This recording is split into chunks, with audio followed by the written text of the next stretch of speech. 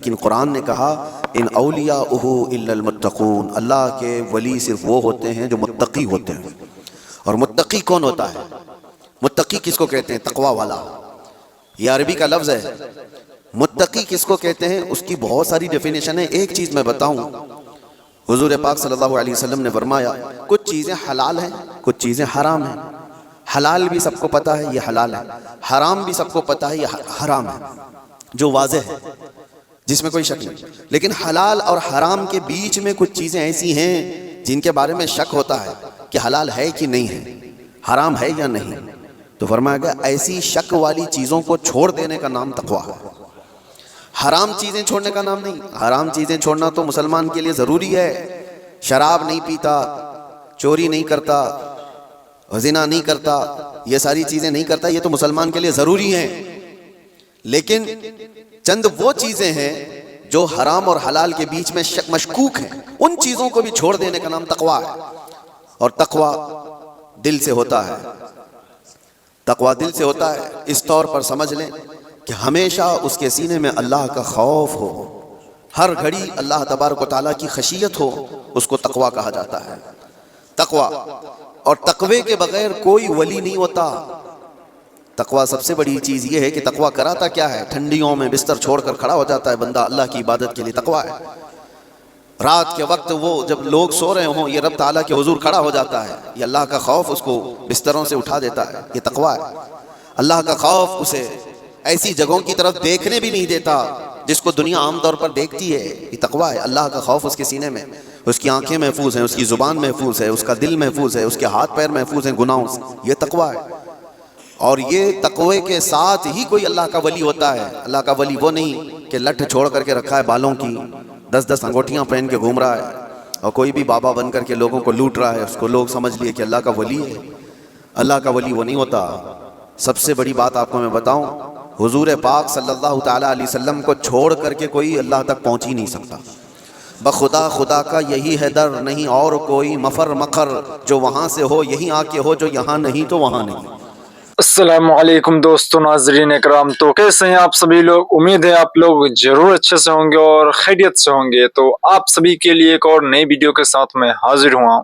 تو یہ ویڈیو آپ سبھی کو ضرور پورا دیکھنا ہے اور اس ویڈیو کو سننا ہے، کیونکہ اس طرح کا ویڈیو آپ سبھی نے بہت ہی کم سنے ہوں گے، کیونکہ یہ ویڈیو ہونے والا ہے غوث پاک رضی اللہ تعالیٰ عنہ کے بارے میں، اور ان کا کس طرح زندگی گزرا ہے اور وہ اپنے زمانے میں کس طرح اپنے زندگی کو گزارے ہیں، اور وہ کس طرح لوگوں کو دین کی دعوت دیتے تھے، اور ان کا کس طرح عبادت ریاضت اور کس طرح ان کا کرامات ہیں، وہ سب اس ویڈیو میں آپ سبھی کو میں سنانے والا ہوں، دکھانے والا ہوں۔ جو یہ ویڈیو ہے مفتی سلمان اظہری صاحب کا، جو ان سے آپ لوگ یہ ویڈیو ضرور دیکھیے اور اس کو ضرور سنیے، اور زیادہ سے زیادہ آپ سبھی کو چاہیے کہ جو یہ بیان دے رہے ہیں وہ اس پر آپ سبھی لوگ عمل کریں اور اس سے کچھ علم حاصل کریں۔ اور مجھے کہنا یہ ہے کہ اس ویڈیو کو آپ سبھی لوگ زیادہ سے زیادہ شیئر کریں، جو کہ اب کچھ دنوں بعد 11ویں شریف آنے والا ہے، تو اسی کے موقع پر میں اس ویڈیو کو لایا ہوں کہ آپ سبھی لوگ اس ویڈیو کو دیکھیں اور اس سے کچھ علم حاصل کریں، اور غوث پاک رضی اللہ تعالیٰ عنہ کے بارے میں ہم سبھی کو اور آپ سبھی کو کچھ علم حاصل ہو، ان کے بارے میں کچھ پتا ہو کہ آخر ہم لوگ 11ویں کیوں مناتے ہیں، اور ان کے نام پر ہم لوگ کیوں اتنا فاتحہ خوانی، اور جو ہر محلے میں ہر قسم کا جو ہوتا ہے اپنے حساب سے جو لوگ فاتحہ کراتے ہیں وہ کس لیے کراتے ہیں، اور یہ سب کرنا چاہیے یا اچھا ہے یا غلط ہے، وہ سب اس ویڈیو میں آپ سبھی کو پتہ چلے گا ہی۔ اور غوث پاک کے جو کرامات ہیں وہ اس ویڈیو میں سنیے آپ سبھی لوگ اور اس کو دیکھیے، اور اگر اچھا لگے تو اس ویڈیو کو زیادہ زیادہ شیئر کریے، تاکہ اور لوگ بھی غوث پاک کے بارے میں، ان کے کرامات کے بارے میں ان کو بھی جانکاری ہو، اور ان کو بھی اس چیز کے بارے میں پتہ چلے اور وہ بھی اس چیز کو سیکھے اور سمجھے۔ تو بنا دیری کے میں اس ویڈیو کے آپ کے سامنے میں سٹارٹ کرنے جا رہا ہوں، تو وہ ویڈیو آپ لوگ اس لاسٹ تک ضرور دیکھیے گا۔ اللہ کا ولی وہ نہیں ہوتا۔ سب سے بڑی بات آپ کو میں بتاؤں، حضور پاک صلی اللہ تعالیٰ علیہ وسلم کو چھوڑ کر کے کوئی اللہ تک پہنچ ہی نہیں سکتا۔ بخدا خدا کا یہی ہے در، نہیں اور کوئی مفر مکر، جو وہاں سے ہو یہیں آ کے ہو، جو یہاں نہیں تو وہاں نہیں۔ بے ان کے واسطے خدا کچھ عطا کرے، ہاشا غلط یہ ہوس بے بسر کی ہے۔ حضور کو چھوڑ کر کے کوئی ڈائریکٹ جانے والا راستہ ہے ہی نہیں، نبی پاک صلی اللہ علیہ وسلم۔ اب یہ بات میں کیوں کہہ رہا ہوں؟ کچھ وہ لوگ جو ولی بننے کا دعویٰ کر رہے ہیں، ڈھکوسلا ہے، جن کے ہاں حضور پاک کی شریعت کا کوئی لحاظ نہیں۔ حضور سے اگر محبت ہو تو حضور کی سنت سے بھی محبت ہوگی، حضور سے اگر محبت ہو تو حضور کی شریعت سے محبت ہوگی۔ نبی پاک صلی اللہ تعالیٰ علیہ وسلم کے صحابہ میں صدیق اکبر سے بڑھ کر ولی کون ہے؟ فاروق اعظم کی طرح ولی کون ہے؟ عثمان غنی کی طرح اللہ کا ولی کون ہے؟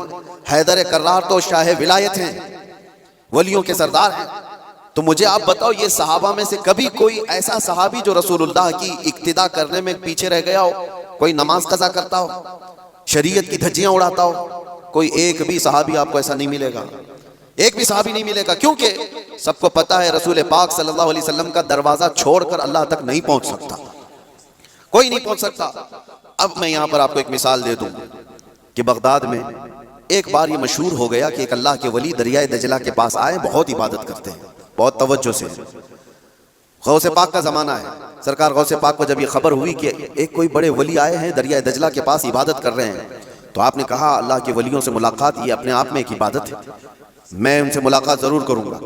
تو سرکار غوث پاک بھی چلے گئے دریائے دجلہ کے پاس کہ وہ اس اللہ کے ولی سے میں ملاقات کروں۔ جب وہاں پہنچے تو پتا چلا کہ وہ صبح ہی وہاں سے رخصت ہو گئے تھے، چلے گئے تھے، غوث پاک سے ان کی ملاقات نہیں ہو پائی، لیکن لوگوں میں مشہور تھا، سارے لوگ دیکھ رہے تھے، وہ کنٹینیو عبادت کرتے تھے، مسلسل عبادت کرتے تھے۔ تو غوث پاک رضی اللہ تعالیٰ عنہ جب لوگوں سے پوچھتے وہ عبادت کہاں کرتے تھے، لوگوں نے بتایا جو جگہ تھی وہ ریت پر، جو ہے دریا کے کنارے جو ریتی پڑی ہوئی تھی اسی پر عبادت کرتے تھے۔ غوث پاک غور سے نشانیاں دیکھتے ہیں، ان کے سجدوں کے نشان تھے، ان کے ہاتھوں کے پیروں کے نشان تھے۔ آپ نے غور سے دیکھنے کے بعد پھر کہا تم لوگ جھوٹے شخص کو اللہ کا ولی سمجھ لیتے ہو، وہ کہاں سے اللہ کا ولی تھا، تم لوگ کسی کو بھی ولی مان لیتے ہو۔ لوگوں نے کہا آپ نے تو دیکھا نہیں اور ایسے ہی آپ کہہ رہے ہیں، ہم تو ان کو مسلسل عبادت کرتے ہوئے دیکھ رہے تھے، کوئی نماز قضا تو نہیں کرتے تھے۔ غوث پاک کا معیار دیکھیں، کس کو وہ اللہ کا ولی سمجھتے تھے، کسوٹی۔ سرکار غوث پاک فرماتے ہیں تم نے دیکھا ضرور ہوگا، لیکن میں ان کے نشانات دیکھ رہا ہوں، سجدے میں جانے کے، ہاتھوں کے نشان یہاں نظر آ رہے ہیں۔ لوگوں نے پوچھا اس سے کیا سمجھ میں آیا آپ کو؟ کہا دیکھو 10 انگلیاں ریت پر ایسی کھلی ہوئی پڑی دکھ رہی ہیں، اور میرا ماننا یہ ہے کہ جب نبی پاک صلی اللہ تعالیٰ علیہ وسلم سجدہ کرتے تھے تو 10 انگلیاں ملی ہوئی ہوتی تھی، سجدے میں حضور پاک صلی اللہ علیہ وسلم کی انگلیاں ملی ہوئی ہوتی تھی، اور یہ شخص جس کو تم عبادت کرتا ہوا دیکھ رہے ہو اس کی انگلیاں پوری پھیلی ہوئی ہیں، جو حضور کی سنت پر عمل نہیں کرتا میرے نزدیک وہ ولی ہو نہیں سکتا، وہ ولی نہیں ہو سکتا۔ ایک سنت کو ترک کرنے پر غوث پاک فرماتے ہیں کہ میں اس کو نہیں مانتا ولی۔ اب آپ اندازہ کریں، لوگوں نے تو پتہ نہیں کس کو ولی بنا لیا ہے، کیسے کیسے باباؤں کے پیچھے یہ گھوم رہے ہیں، وہ ایسے بابا جن کے نماز کا کوئی ٹھکانہ نہیں، دن بھر قوالی میں بیٹھے رہتے ہیں، نماز کے بارے میں پوچھو تو کہیں گے مکہ میں پڑھتے ہیں، مدینے میں پڑھتے ہیں۔ کچھ وہ بھی ہیں جو دل کی نمازوں کی بات کرتے ہیں، یہ سب شیطان ہیں۔ شیطان اس طرح کے چہرے بنا کر کے امت کو گمراہ کرتا ہے۔ ہمارے علاقے میں ایک مرید صاحب آئے ہوئے تھے کافی سال پہلے، کسی پیر صاحب کے، انہوں نے کہا تھا کہ ہمارے پیر صاحب کی نماز اللہ نے معاف کر دیا ہے۔ میں نے پوچھا تھا کہ کیوں؟ کہا اتنا تقویٰ ہو گیا، اتنی عبادت کیے ہیں کہ ان کو اب یہ ظاہری نماز کی ضرورت نہیں ہے، وہ باطنی نماز پڑھتے ہیں۔ میں نے ان کو ایک سپرے مارا تھا، وہ ابھی تک آئے نہیں واپس۔ کہا اب شریعت میں 4 لوگوں پر نماز معاف ہے، 4 لوگوں پر نماز معاف ہے، نابالغ بچہ ہو تو نماز معاف ہے، ابھی مطلب اس پر نماز فرض ہی نہیں ہے، دوسرے پاگل ہو دماغی نہیں ہے تو بھی نماز معاف ہے، اور تیسرے عورت کی جو ماہواری آتی ہر مہینے حیض کے دنوں میں عورت کو نماز معاف ہے، چوتھے بچے کی ولادت ہو جائے عورت، اس کے بعد اس کو نفاس جو آتا ہے وہ 40 دن تک بھی ہو سکتا ہے میکزیمم، اتنے دن عورت کو نماز معاف ہے۔ یہ 4 لوگ ہیں جن کو نماز معاف ہے۔ میں نے مرید صاحب سے کہا تھا پیر صاحب کو پوچھ لینا ان 4 میں آپ کیا ہو، یا تو تمہارا پیر نابالغ ہوگا اس لیے نماز معاف ہو گئی، یا تو پاگل ہوگا اس لیے معاف ہے، یا تو پھر وہ 2 کیٹیگری جو بڑی ڈینجر ہے، پوچھ لینا۔ میرے عزیزو غوث پاک پر نماز معاف نہیں ہوئی تو ایرے غیرے نتھو کھیرے کی بات کیا ہے؟ سلطان الاولیاء غوث پاک رضی اللہ تعالیٰ عنہ کے ساتھ یہ ہوا تھا۔ آپ نماز پڑھ رہے تھے، بادل کا ٹکڑا ایک سایہ بن کر کے آپ کے اوپر طاری ہوا اور اس سے آواز آنے لگی، اے عبد القادر میں نے تجھ پر سارے حرام کو حلال کر دیا ہے، میں نے تجھے نماز معاف کر دی ہے، تو نے اتنی عبادت کر ڈالی۔ اور ظاہر سی بات ہے یہ 4 دن لوگوں میں بیٹھ کر کے عبادت کر کے یہ سمجھ لیں کہ میں بہت کیا ہوں۔ غوث پاک تو وہ ہیں جنہوں نے 15 سال تک ایک پاؤں پر کھڑے ہو کر رات بھر نماز پڑھی ہے، اور تقریباً 40 سال ان کی عبادت کے ایسے گزرے ہیں کہ ایک انگور کے دانے سے سحری کرتے تھے اور آدھے گلاس پانی سے افطاری کر لیا کرتے تھے۔ یہ غوث پاک کی عبادات اور مجاہدات اتنے سالوں کے بعد اگر کوئی کہے ان کو تو بات تو ایسی لگتی ہے نا کہ شاید دماغ میں یہ بات آ جائے، ہاں اتنے سالوں کی عبادت ہوئی، بادل کے ٹکڑے سے آواز آئے کہ عبد القادر میں نے سارے حرام حلال کر دیے تم پر اور نمازیں معاف کر دی۔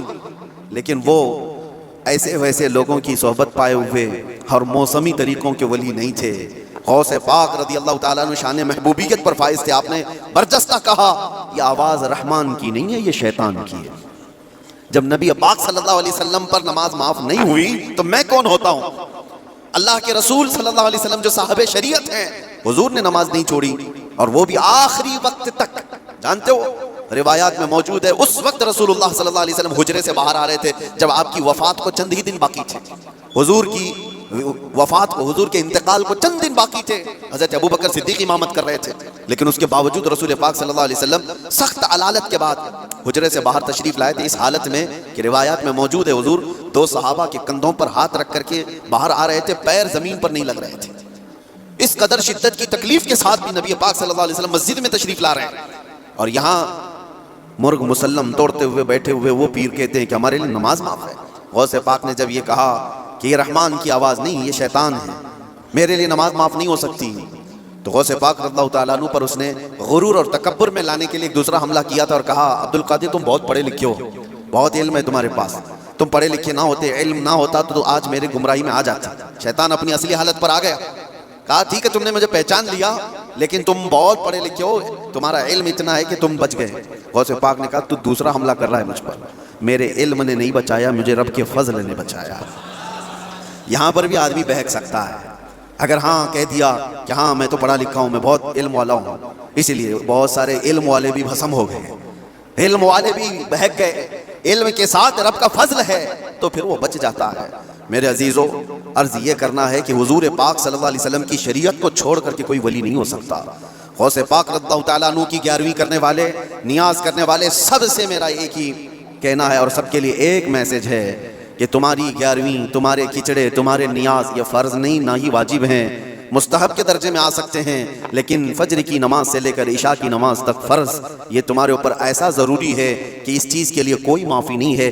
1 سال تم نے دیگ نہیں بنائی، نیاز نہیں کی تو قیامت کے دن نہیں پوچھا جائے گا کہ تم غوث پاک کی فاتحہ کرتے تھے کہ نہیں کرتے تھے، یہ سوال نہیں ہوگا، لیکن یہ سوال ضرور ہوگا کہ فجر میں اٹھے کیوں نہیں تھے، یہ سوال ضرور ہوگا اتنی نمازیں قضا کیوں ہوئی تم سے۔ میرے عزیزو، نوافل اور مستحبات میں پڑی ہوئی یہ امت میں منع نہیں کرتا، آپ شوق سے، ہم بھی کرتے ہیں غوث پاک رضی اللہ تعالیٰ عنہ کے دربار میں ایصال ثواب کے لیے، مرحومین کے لیے ہم نیاز، فاتحہ ساری چیزیں کرتے ہیں، لیکن اس کا مطلب یہ نہیں ہے کہ کل وہی ہے اور اللہ تبارک و تعالیٰ کی یہ عبادتیں کچھ معنی نہیں رکھتی، نماز نہیں ہے، قرآن نہیں ہے۔ عزیزان گرامی، میں ان لوگوں سے پوچھتا ہوں جو 2-2 3-3 گھنٹے قوالیوں پر رقص کرتے ہیں، قرآن کی ایک سورہ بھی تو سن کے دکھاؤ، وہ رب کا کلام ہے، اللہ کا کلام ہے، کسی قاری قرآن سے تم قرأت سن کر کے جھومو، پھر پتہ چلے کہ ایمان تمہارے دل میں کتنا ہے۔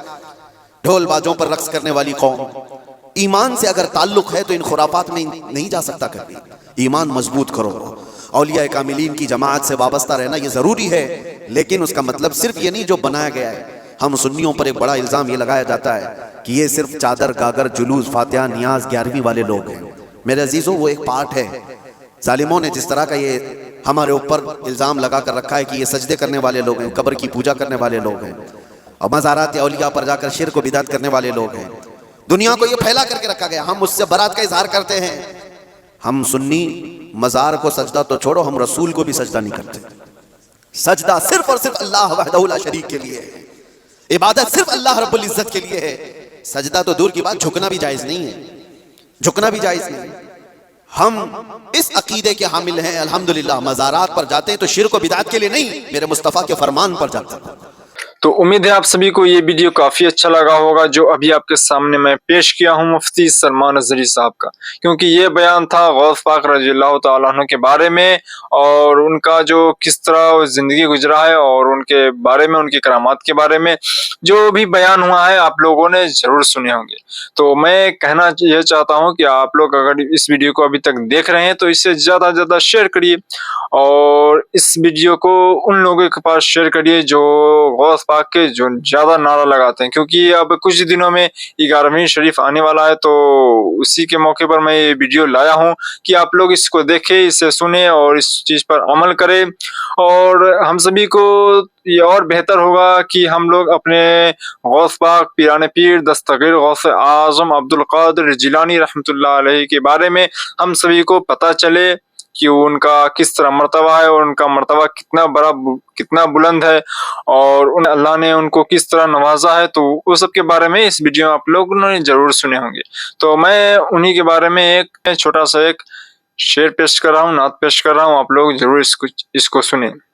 सरकार गौसे आज़म नज़रे करम खुदारा, सरकार गौसे आज़म नज़रे करम खुदारा, मेरी लाज रख लो या गौस, मेरी लाज रख लो या गौस, मैं फकीर हूँ तुम्हारा, सरकार गौसे आज़म नज़रे करम खुदारा, सबका कोई न कोई दुनिया में आसरा है, सबका कोई न कोई दुनिया में आसरा है, मेरा बजुज तुम्हारे, मेरा बजुज तुम्हारे कोई नहीं सारा, नज़रे करम खुदारा, नज़रे करम खुदारा, सरकार गौसे आज़म नज़रे करम खुदारा।